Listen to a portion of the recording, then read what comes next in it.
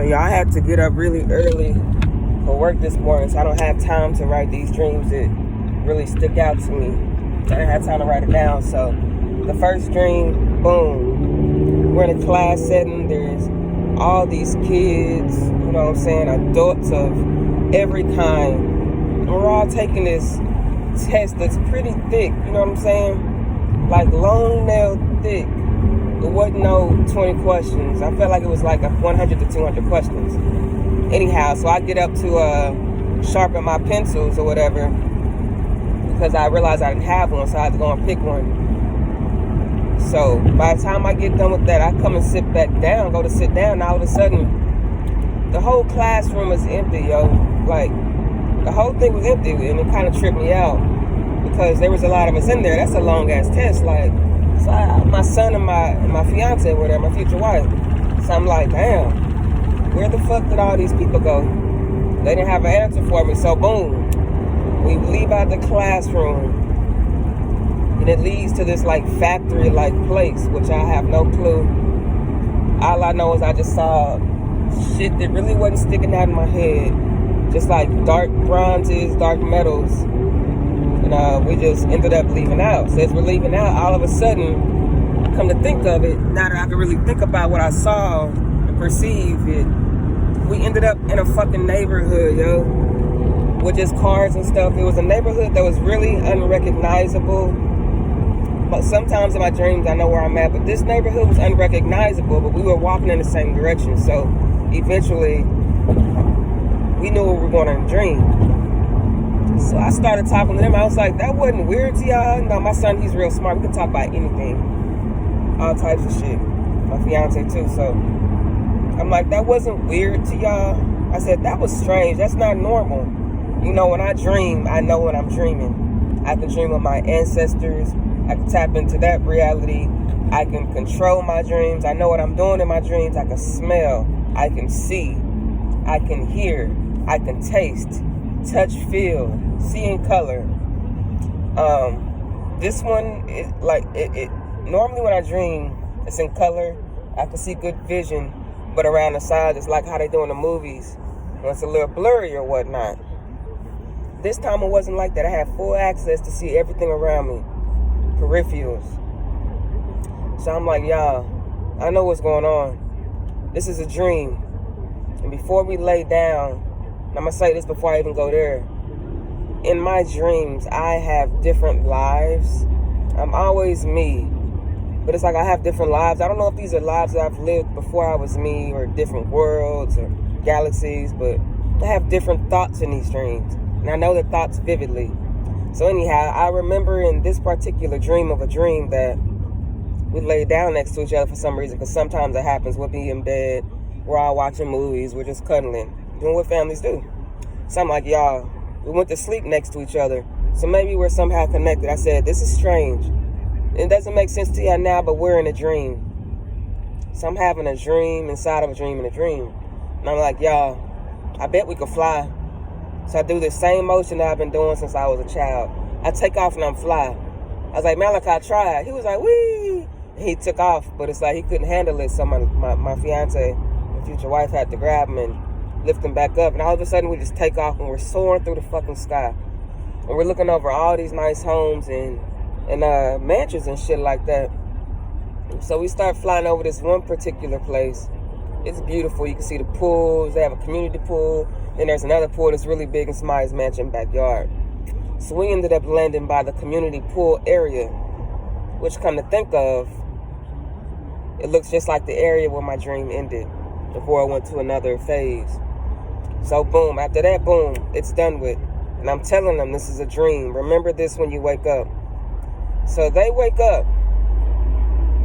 We wake up, right? In that dream, we wake up. And I was like, son, do you remember the dream? He was like, yes.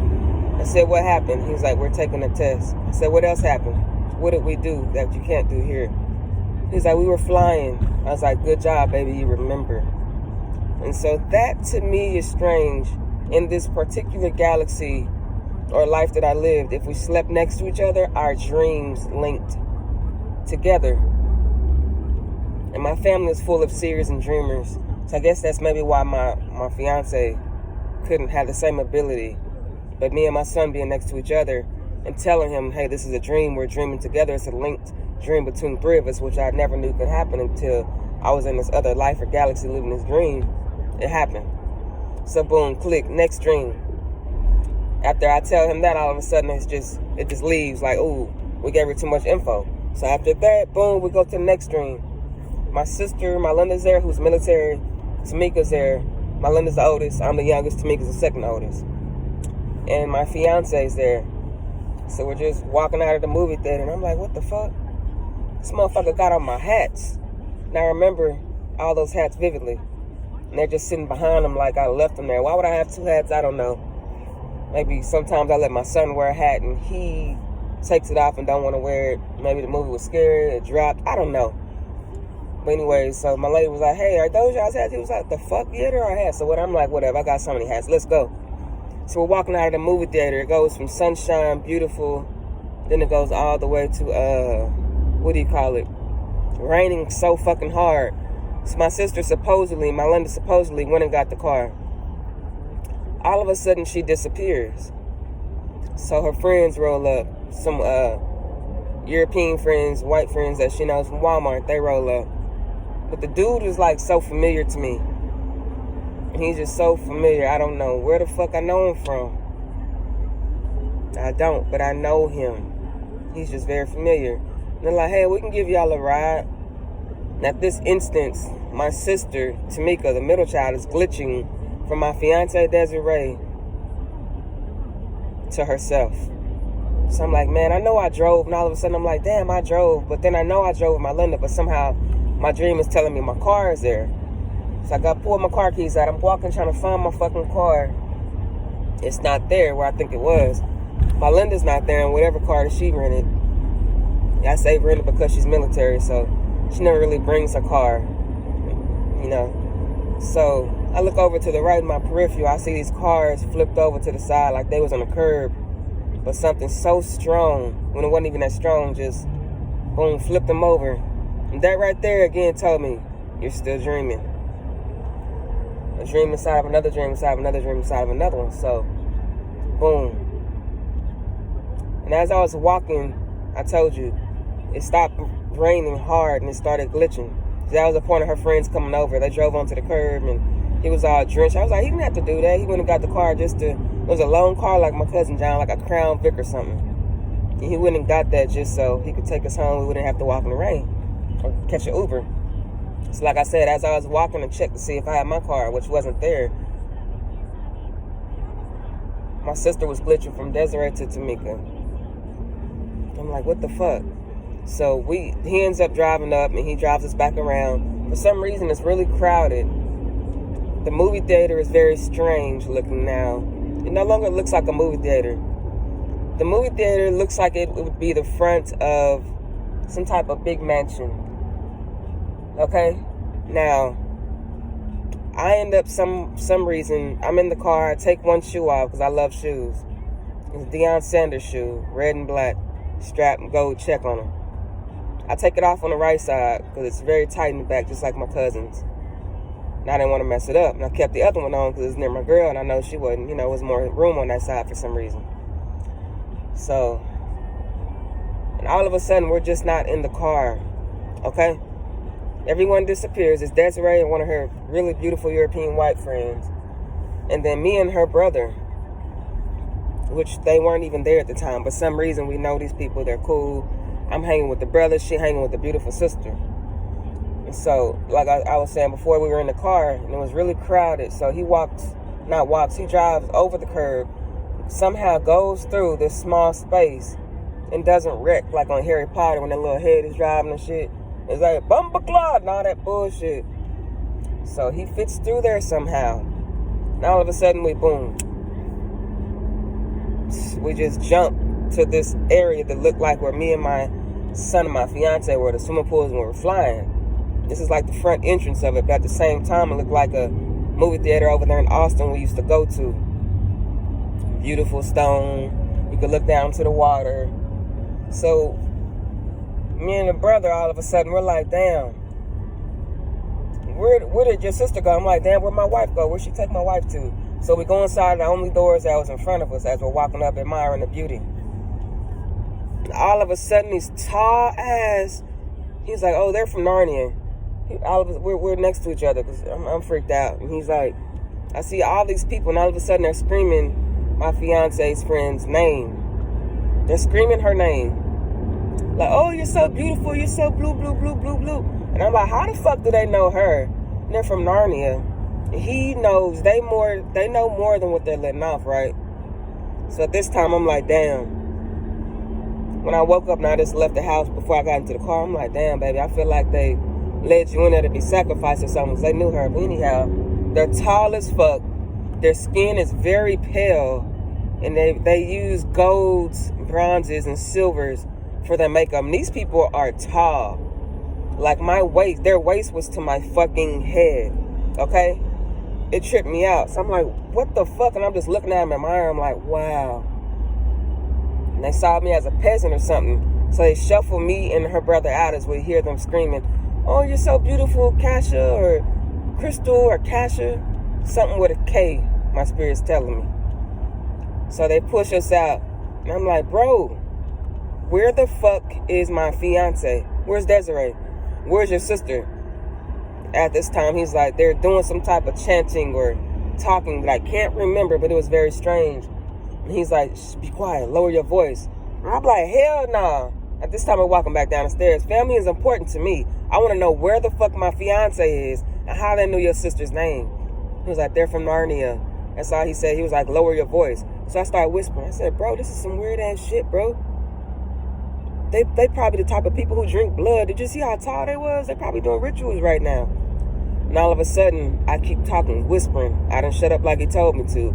So our ears start ringing and vibrating with pain. And I'm like trying to fight it. And I'm trying to act like I don't know what's going on because that ritual was being interrupted. We were interrupting their vibrations, their frequencies, and they heard us from out there. It's like they got dog ears or something. Their ears were very tall, like some Harry Potter shit. So he's holding his ears and stuff, ducking down like they do in the movies, letting you know that he's in pain. His ears hurt.